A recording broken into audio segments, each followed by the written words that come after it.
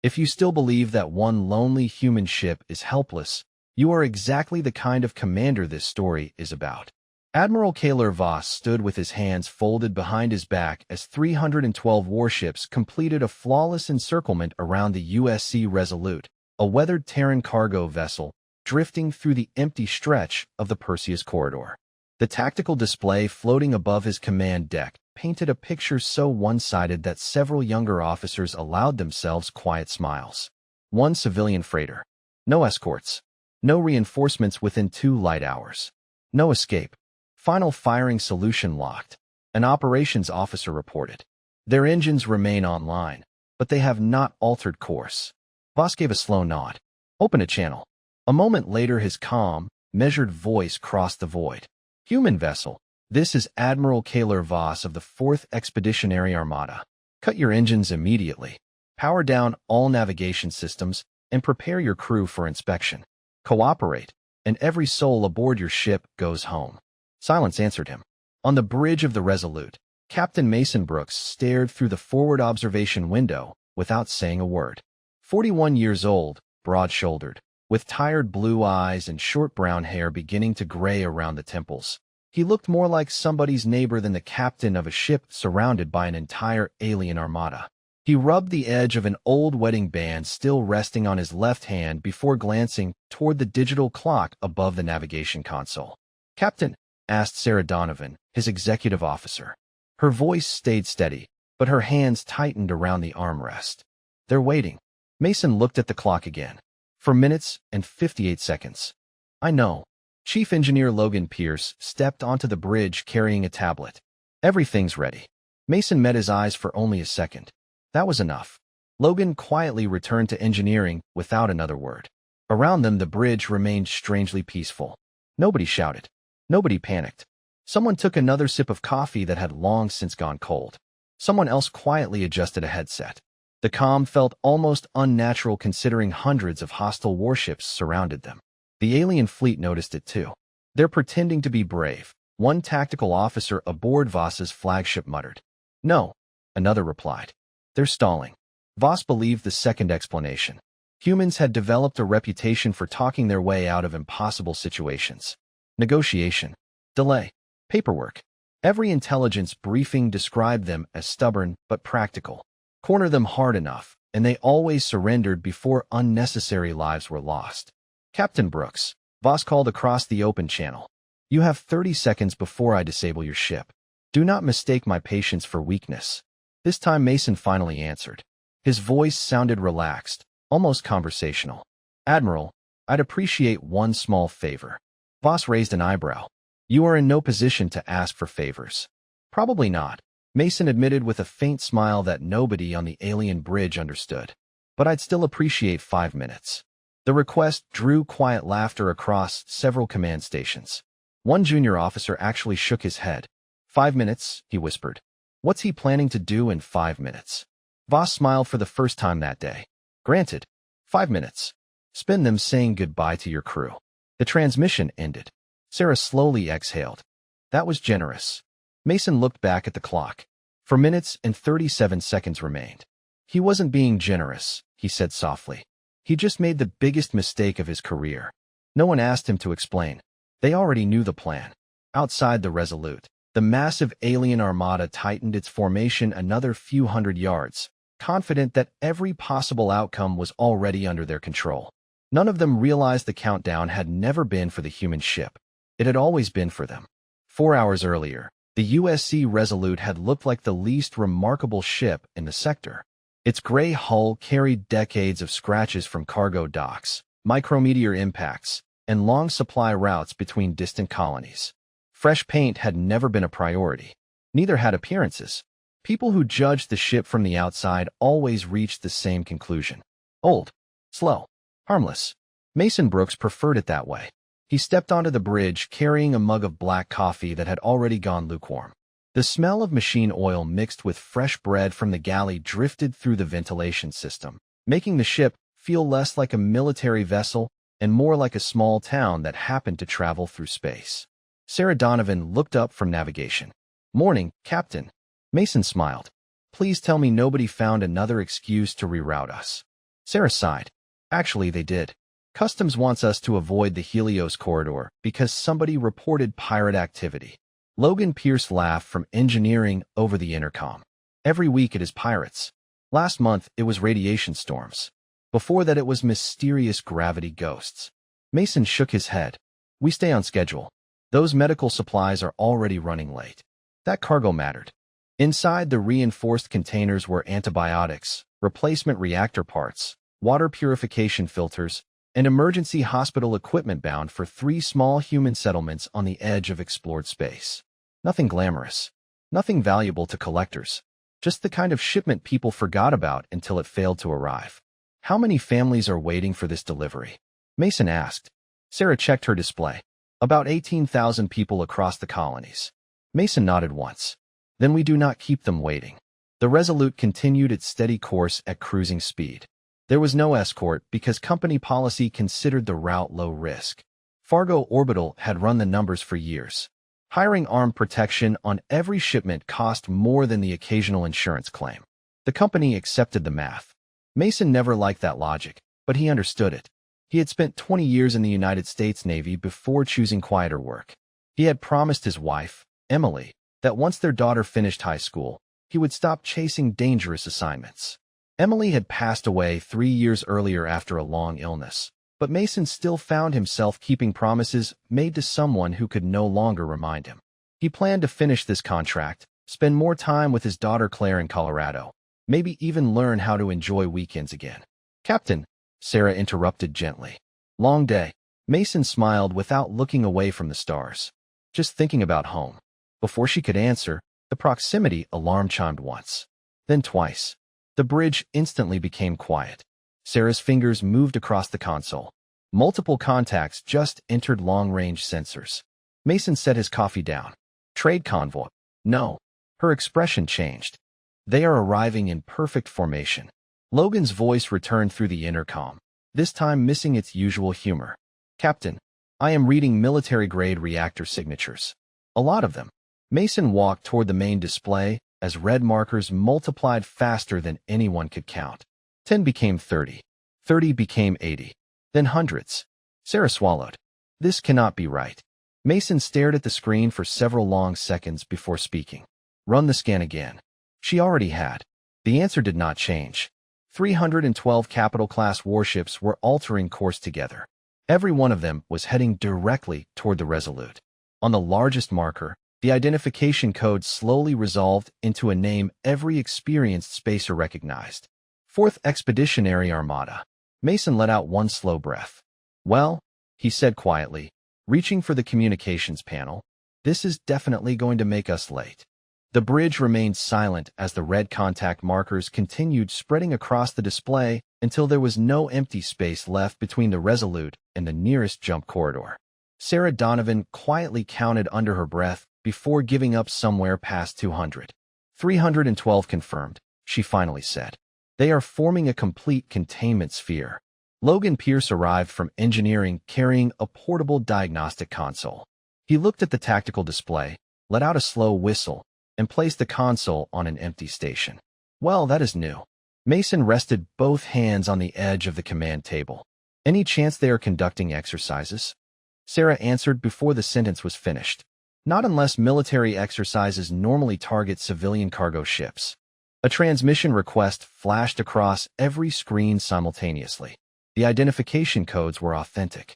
There was no attempt to disguise who they were. Admiral Kaler Voss wanted them to know exactly who had arrived. Mason accepted the call. The image of the alien commander appeared above the center console. Tall, composed, with blue-silver skin and sharp features that barely revealed emotion, Voss carried himself like someone who had spent an entire career giving orders that were never questioned. Captain Mason Brooks, he began calmly. Your vessel has entered a restricted security zone established under emergency authority. You will immediately reduce power output, disable navigation, and prepare your crew for inspection. Mason remained polite. Admiral, with respect, our navigation charts show this corridor as unrestricted commercial space. Your charts are outdated. They were updated yesterday. For the first time, Voss hesitated. Only for a fraction of a second. That is no longer relevant. Mason nodded as though discussing a delayed freight schedule instead of being surrounded by one of the largest armadas in the region. Then perhaps somebody forgot to send the notice. Sarah glanced sideways, wondering if the captain had completely lost his mind. Logan quietly covered his mouth to hide an almost invisible grin. The officers aboard the alien flagship interpreted Mason's tone differently. One leaned toward the admiral. He is trying to negotiate. Typical human behavior. Voss agreed. Every intelligence assessment described humans as practical traders who valued survival above pride. He expected requests for compromise, legal arguments, maybe even surrender terms. What he did not expect was complete emotional control. Captain Brooks, Voss continued, my responsibility is regional security. We have reason to believe your vessel may be transporting restricted technology. Mason looked genuinely surprised. We are carrying antibiotics, water filtration systems, medical equipment, and replacement reactor parts. He paused. Unless somebody recently declared clean drinking water illegal. Nobody laughed on the alien bridge. The silence actually irritated Voss more than open defiance would have. We will determine the nature of your cargo ourselves. Mason folded his arms comfortably. I cannot authorize that. You cannot refuse. Actually, Mason replied, I just did. Sarah felt her heartbeat quicken. She had served beside Mason for 6 years and knew that calm voice. It usually meant he had already decided exactly what he was going to do. Logan slowly stepped closer and lowered his voice. Captain, engineering is standing by. Mason barely nodded. Keep everything exactly where it is. Outside, the alien fleet completed the final phase of its formation. Massive cruisers shifted into perfect alignment, while smaller escorts sealed every remaining gap. Escape had become mathematically impossible. On paper, the Resolute no longer had a single option left. Voss studied the old cargo ship through magnified sensors. Weathered hull, civilian engines, minimal defensive systems. Nothing about it explained why its captain remained so relaxed. Experienced commanders learned to trust instinct as much as data, and for the first time that morning, a quiet thought crossed the admiral's mind. Either Captain Mason Brooks was the calmest freighter captain in human space, or every report the galaxy believed about humanity was missing something important. The alien fleet settled into formation with mechanical precision, every cruiser, destroyer, and interceptor holding its assigned position as though the stars themselves had been measured with a ruler. On Admiral Kaler Voss's command deck, confidence spread through the room. One officer reviewed the sensor logs again before looking up. No hidden escorts. No cloaked signatures. No long-range weapons charging. The human ship is exactly what it claims to be. Another officer nodded. Civilian propulsion. Commercial reactor. Standard communications package. There is nothing unusual about it. Voss listened without interrupting. Years of command had taught him that victories were usually decided before the first shot was ever considered. Logistics, positioning, discipline. Everything favored the 4th Expeditionary Armada. Prepare boarding operations, he ordered. I want their cargo inspected personally. Yes, Admiral. Back aboard the Resolute, the atmosphere felt strangely ordinary. Sarah Donovan checked navigation one last time before locking every manual override. Logan Pierce walked through engineering with a flashlight instead of relying on automated diagnostics, stopping beside each technician for a quiet word. Nobody rushed. Nobody argued. They simply followed the checklist they had practiced more times than anyone could remember. Sarah looked over at Mason. You know what worries me? He smiled faintly. Only one thing. She shook her head. Everybody is too calm. Mason looked around the bridge. A navigation officer quietly finished a sandwich before wiping his hands. Someone else carefully watered the tiny green plant that had survived nearly 6 years aboard the ship. Another crew member adjusted a family photograph taped beside a monitor. They looked less like people trapped by an overwhelming military force and more like co-workers finishing another shift. That is because they trust each other, Mason answered. Fear spreads fast. So does confidence. Sarah folded her arms. And which one are you feeling right now? Mason thought about the question before answering honestly. Both. That surprised her. You are actually nervous? Of course I am, he replied. Anybody who tells you they are never afraid is either lying or making bad decisions. He glanced toward the stars outside the forward viewport. The trick is making sure fear does not make the decisions for you. Engineering chimed through the intercom. Logan's voice remained calm. Captain, synchronization is holding. Every system is exactly where we expected. Mason acknowledged him with a single word. Good. The conversation ended as quickly as it began. On the flagship, intelligence specialists continued reviewing everything known about Captain Mason Brooks. Military service. Honorably discharged. Commercial cargo captain. No criminal history. No record of political extremism. No history of piracy. One analyst frowned at the file. Admiral, this man has spent almost his entire career delivering food, medicine, and emergency equipment. Voss looked at the report without much interest. Then today will be his first meaningful contribution to galactic security. The analyst hesitated. There is one unusual detail. Go on. He has refused 3 separate promotions during the past 5 years. Voss raised an eyebrow. Why? The records simply state personal reasons. Voss dismissed the observation. Some people lack ambition. What he did not know was that Mason had turned down every promotion because each one meant spending less time with his daughter after losing his wife. Success had never mattered as much as keeping one promise to his family. On the Resolute, Mason quietly opened a worn leather wallet. Inside rested a photograph of Claire standing beside an old pickup truck on her 18th birthday, smiling with the same bright confidence her mother used to have. He looked at it for only a few seconds before placing it back into his pocket. Sarah noticed, but said nothing. She understood. The countdown continued unnoticed by the alien fleet. Every passing second convinced Admiral Voss that he was tightening control over a helpless cargo ship. In reality, every passing second brought the entire Armada one step closer to a situation none of their simulations had ever considered. The digital clock above the navigation console quietly rolled to 0. Nothing happened. No brilliant flash crossed the stars. No hidden fleet emerged from hyperspace. No impossible weapon appeared from nowhere.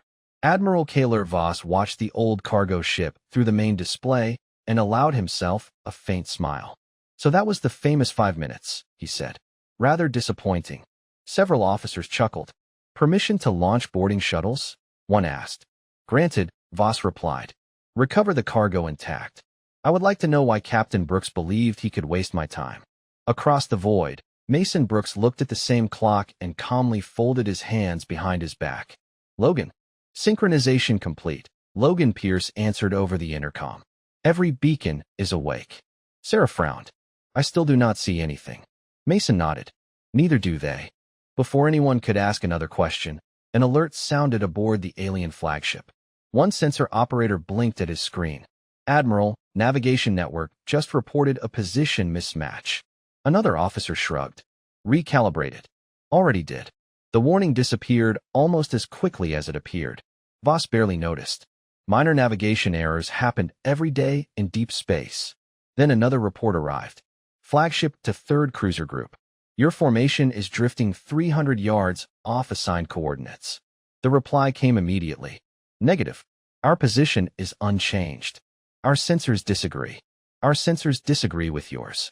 Silence settled across the command deck. Within seconds, more reports flooded in. Destroyers insisted they were exactly where they should be. Frigates claimed neighboring ships had moved. Carrier groups began receiving conflicting distance measurements from different sensor arrays. Run a full diagnostic, Voss ordered. Now, technicians worked rapidly, checking hardware, software, and communication relays. Every system reported normal operation. That should have been reassuring. Instead, it made the situation worse. One young analyst swallowed nervously. Admiral, every ship believes its own sensors are correct. Because they are, another officer argued. They cannot all be correct, the analyst answered quietly. On the Resolute, Sarah watched dozens of tiny status lights appear across Logan's engineering display. Those are not coming from our ship.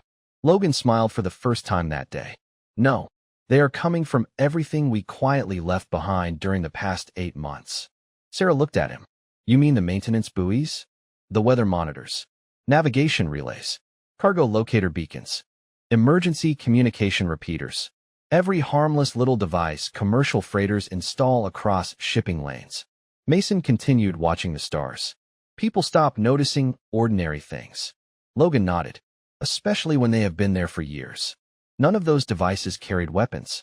None violated interstellar law. Each had been legally deployed by hundreds of civilian ships traveling the corridor. Individually, they meant nothing. Together, they formed something nobody had ever imagined. Thousands of synchronized transmitters quietly began broadcasting microscopic timing adjustments that subtly confused military sensor fusion systems without affecting civilian navigation. The effect was almost invisible, until an entire armada depended on perfect formation. Aboard the flagship, Voss studied the latest tactical display. The ships themselves had not moved. Reality had not changed. Only the certainty of where everything was had begun to slip. "Admiral," the chief tactical officer said carefully, "our formation integrity has dropped below 98%. That is impossible. It was 99.9 less than a minute ago." Another alert interrupted them. Then another. Then another. No explosions. No attacks. Just uncertainty spreading from one bridge to another faster than anyone could explain. Mason quietly picked up his untouched coffee. It was cold now. He took a sip anyway. 5 minutes, he said softly. That was never how long we needed. Sarah looked back at the tactical display as more warning icons appeared across the alien fleet. It was how long they needed to trap themselves. Admiral Killer Voss had commanded fleets through pirate ambushes, border disputes, and solar storms. But he had never seen disciplined warships begin questioning their own instruments at the exact same moment. Every report arriving on his command display contradicted another. One cruiser insisted the flagship had drifted nearly half a mile. The flagship insisted it had not moved an inch. Escort squadrons began requesting manual confirmation from neighboring vessels because automated targeting grids no longer agreed on relative positions. "Switch every formation to visual verification," Voss ordered. "Disable automatic spacing corrections." "Admiral," the navigation chief answered cautiously, "that will reduce fleet efficiency." "Do it anyway." Across the Armada, thousands of pilots suddenly found themselves flying by sight instead of trusting the sophisticated systems that had guided them for decades. It felt primitive, almost embarrassing. On the Resolute, Logan Pierce watched the telemetry with quiet satisfaction. "There it is." Sarah leaned closer. "What changed?" Logan enlarged a series of moving graphs. "Nothing changed. That is the beauty of it." She looked confused. Logan pointed toward hundreds of tiny green markers scattered throughout the shipping corridor. "Every beacon is still transmitting exactly what commercial law requires. Weather updates, traffic timing, navigation references. We are not attacking their computers. We are giving them too much perfectly legal information." Mason nodded. "People assume more information always means better decisions. Not when every source is technically correct but arrives a fraction of a second apart," Logan replied. "Their military systems were designed for battlefields, not civilian shipping lanes filled with independent transmitters." Sarah slowly understood. "So every ship believes it is correcting tiny navigation errors." "Exactly. And every correction creates another tiny disagreement somewhere else." Mason looked back toward the enormous alien formation. Eventually, the fleet stops trusting itself. On the flagship, frustration quietly replaced confidence. A communications officer spoke first. "Admiral, 7th Carrier Group is requesting permission to widen formation." Another interrupted before Voss could answer. 2nd Cruiser Division requests the opposite. They believe widening the formation increases collision risk. Voss frowned. "Collision risk? Only according to half of the fleet, sir." The room fell silent again. Nobody liked hearing that phrase. Half of the fleet. Military organizations survived because every unit shared the same understanding of reality. Now reality itself seemed to be splitting into competing versions. Voss activated a direct channel to Captain Mason Brooks. The human captain answered almost immediately, standing exactly where he had been all along with the same calm expression. "Can I help you, Admiral?" Voss studied him carefully. "What have you done?" Mason tilted his head slightly. "Nothing that violates interstellar law. Do not play games with me." "I am not." Mason's voice remained respectful. "You inspected our registry before surrounding us. You know exactly what kind of ship we are." Voss narrowed his eyes. "A cargo vessel." "Correct." Mason smiled faintly. "Cargo vessels travel everywhere. We install communication repeaters, maintenance beacons, weather monitors, emergency transponders, and navigation references because somebody has to keep trade routes working. Voss felt an uncomfortable realization begin forming. Those devices have been helping everyone for years, Mason answered, including your own fleet. The admiral immediately turned toward his intelligence staff. Tell me he is bluffing. Fingers raced across keyboards. Shipping records flooded the displays. Civilian infrastructure permits. Maintenance contracts. Decades of routine installations performed by thousands of commercial crews from dozens of companies. Everything had been public. Everything had been legal. Nobody had ever viewed those harmless devices as part of a strategic network because nobody imagined civilian logistics on that scale could influence military operations. One analyst looked up, his voice barely above a whisper. Admiral, they did not build a trap around us today. Voss stared at the growing web of green markers filling the entire corridor. The analyst continued. They have been quietly building it for years, one ordinary shipment at a time. Mason ended the transmission with a simple nod before turning back toward his crew. Nobody celebrated. Nobody cheered. Sarah only watched the tactical display as more alien formations requested manual control, while Logan quietly updated another checklist. The Resolute still had not fired a single shot, yet the largest armada in the region was beginning to discover that the most dangerous advantage humanity possessed was not hidden inside its weapons. It was hidden inside the ordinary work that everyone else had stopped noticing. Mason Brooks stood quietly at the front of the bridge, watching hundreds of alien icons slowly shift across the tactical display. Nobody spoke for several seconds. The silence was finally broken by Sarah Donovan. Captain, if we activate the second protocol, their targeting network will collapse completely. Logan Pierce looked up from his console. Engineering is ready. We can push the synchronization field another level whenever you give the word. Mason did not answer immediately. He stared out at the stars instead. Somewhere beyond that wall of warships were ordinary crews just like his own. Mechanics finishing maintenance. Young officers serving their first deployment. Medics. Engineers. People who probably believed they were carrying out routine orders. Sarah stepped closer. You were thinking about stopping. Mason gave a slow nod. I always think about stopping. Logan leaned against the console. They surrounded us, Captain. They planned to board us. Nobody would blame you. Mason smiled without taking his eyes off the stars. That is exactly why somebody has to make sure this does not become personal. On the flagship, Admiral Kaler Voss listened as another wave of reports arrived. Formation integrity has fallen below 90%. Navigation confirmation requires manual verification across every battle group. Long-range fire control has entered safety lock because positional confidence is below combat threshold.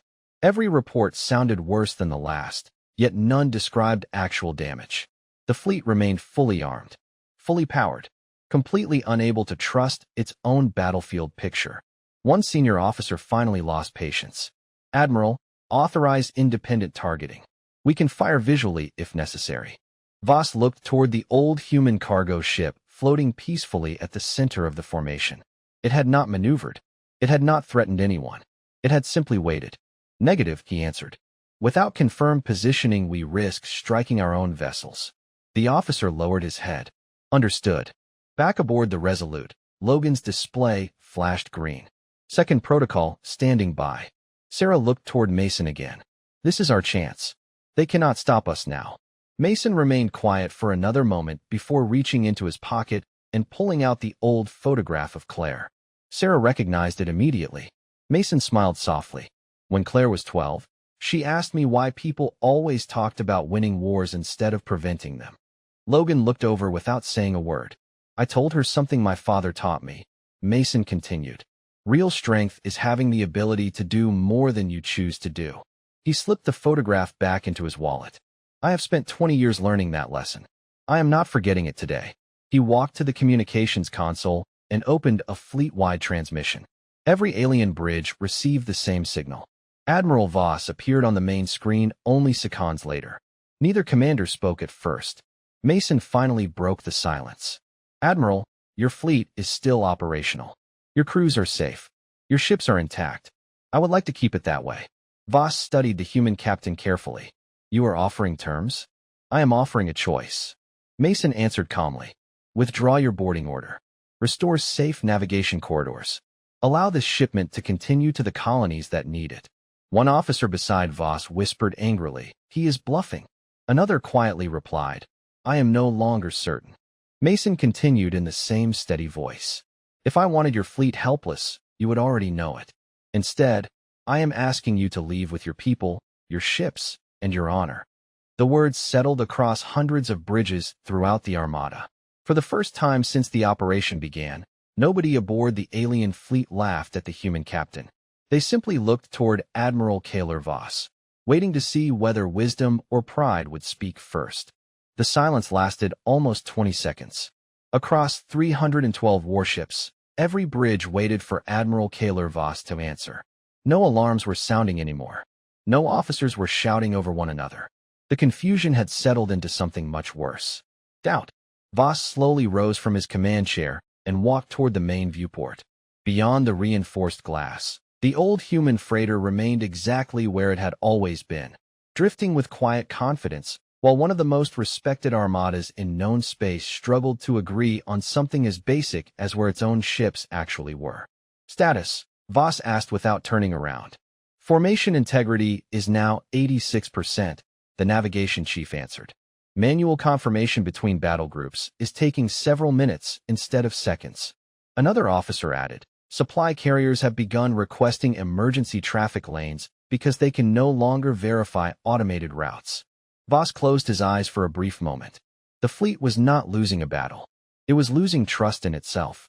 That was far more dangerous. On the Resolute, Sarah watched fresh reports appearing across civilian communication channels. Merchant vessels entering nearby systems had already begun noticing unusual military traffic. Independent cargo captains were asking why an entire armada had surrounded a medical transport. News agencies were requesting confirmation. Logan quietly smiled. "It is spreading." Sarah looked at him. "What is the story?" Mason nodded. "People always assume history changes because of explosions." He glanced at the growing list of incoming civilian broadcasts. "Most of the time, history changes because somebody asks a simple question." Sarah read one headline aloud. "Why is a military fleet blocking humanitarian cargo?" Another followed. "Regional Trade Authority requests explanation." Then another. "Emergency Colonial Health Network reports delayed medical shipment." Logan folded his arms. "They wanted to stop one cargo ship." Mason answered softly. "Now the entire trade network is watching." Back on the flagship, an intelligence officer hurried toward Admiral Voss carrying a fresh report. "Admiral, commercial traffic across 6 sectors is rerouting around our position. Civilian monitoring stations are broadcasting live sensor feeds." Voss accepted the tablet. Every public feed showed the same image. Hundreds of heavily armed warships surrounding one aging cargo vessel carrying medical supplies. Without context, the picture looked terrible. Even with context, it looked worse. One political advisor spoke carefully. "Sir, the council will ask questions." Another added, "So will our allies." Voss looked back toward the human ship. Captain Mason Brooks had never threatened him, never insulted him, never even raised his voice. Somehow that made the situation more uncomfortable than open hostility. A fleet-wide communication tone interrupted the room. It did not come from the Resolute. It came from one of Voss's own logistics commanders. "Admiral, we respectfully request permission to withdraw our supply ships beyond the interference zone. Fuel distribution schedules are becoming unreliable." Moments later, another commander spoke. "Medical support vessels request the same authorization." Then another. Then another. None were asking because they feared the human cargo ship. They feared making another mistake while the entire galaxy watched. Voss finally understood what Mason had really taken away. Not weapons. Not engines. Confidence. On the Resolute, Sarah looked toward the captain. "Do you think he will back down?" Mason took a slow breath before answering. "I think he is trying to decide whether he wants to win an argument today or protect his people tomorrow." Logan glanced at the tactical display as another alien battle group requested permission to increase separation distances for safety. The perfect encirclement was slowly beginning to loosen, not because anyone had ordered a retreat, but because experienced commanders throughout the fleet were independently choosing caution over pride. Mason watched the widening gaps with the same calm expression he had carried since the first transmission. "Sometimes," he said quietly, "the The hardest order for a leader to give is the one that keeps everyone alive. Admiral Kaler Voss stood motionless as the latest reports arrived one after another. Formation integrity had stabilized only because his commanders had voluntarily increased the distance between their own ships. The perfect trap no longer existed. It had quietly unraveled without a single weapon being fired. He looked around his command deck. The officers who had celebrated only minutes earlier now waited in complete silence. Nobody was asking for permission to advance anymore. Nobody was demanding another inspection. They were all watching him.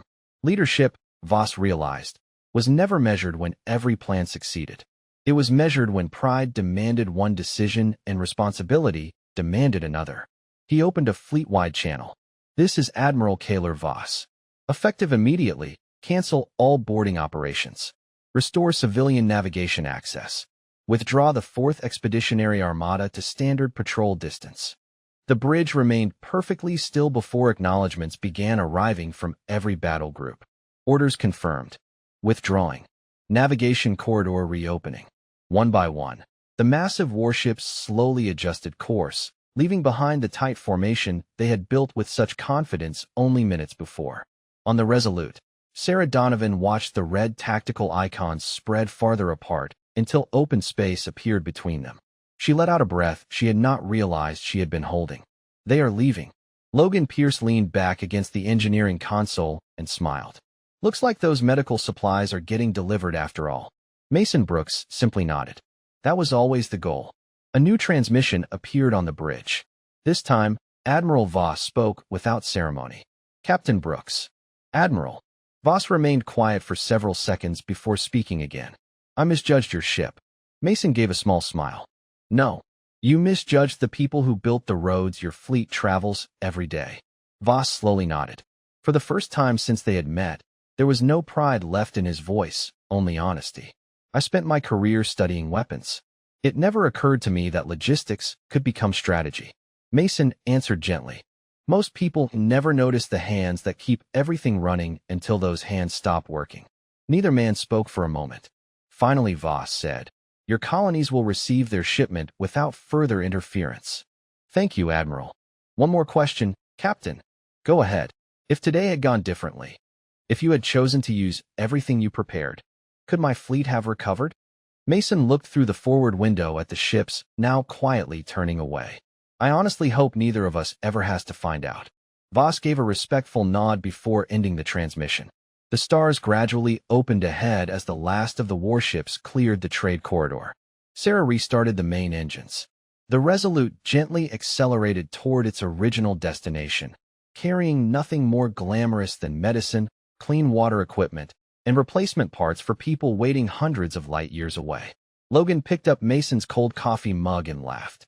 You know, Captain, this thing is completely undrinkable now. Mason accepted the mug anyway and took one last sip. Still gets the job done. Several days later, the supplies reached every colony on schedule. Hospitals reopened treatment rooms.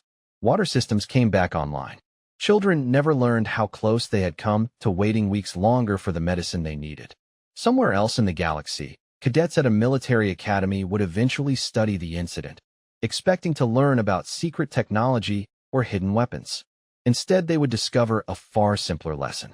The strongest people are not always the ones who can destroy the most. Sometimes they are the ones who spend years quietly building, patiently preparing, and then choose mercy when they finally have every reason not to. And long after the censor reports were archived and the official investigations ended, one sentence continued to circulate from one star system to another. Humanity was never dangerous because it loved conflict. Humanity became unforgettable because even when it held every advantage, it still remembered the difference between proving a point and protecting a future.